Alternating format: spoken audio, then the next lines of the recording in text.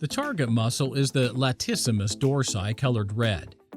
The posterior deltoid and Teres Major assist in shoulder extension, colored pink. The middle trapezius and rhomboids adduct the scapula and rotate it downward. Variation on the exercise with or without involvement of the elbow flexors.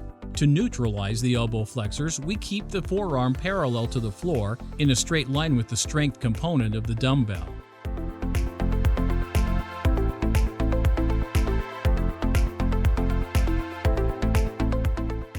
The latissimus dorsi, together with other shoulder extensors, extend the shoulder joint.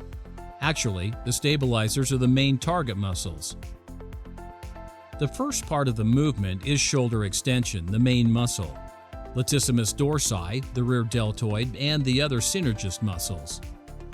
In the second part, if we continue the movement and move the elbow behind the body, overextension, the rear deltoid becomes the dominant muscle. But in actuality, in this exercise, the shoulder extensors are not the only target muscles and are also not the main target muscles. Moreover, biomechanically, this is not an effective exercise for strengthening the shoulder extensors. Actually, the stabilizers are the main target muscles. The superficial back line, in coordination with the core muscles, stabilize the entire body and maintain a neutral spine.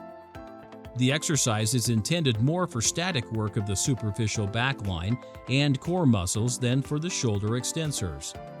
In this variation, the scapula are not active dynamically and they perform adduction with the pole, but throughout the exercise, we maintain static scapular adduction with the static depression.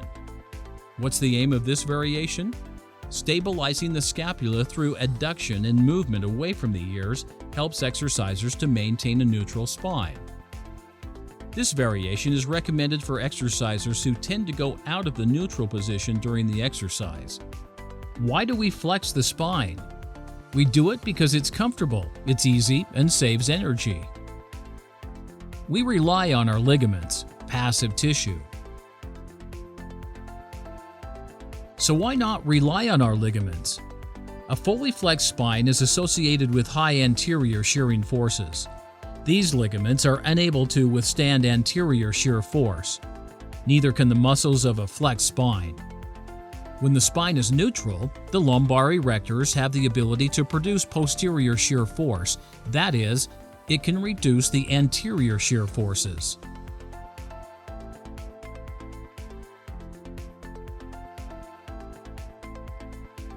In addition, repeated spinal flexion is a high risk factor for herniated discs.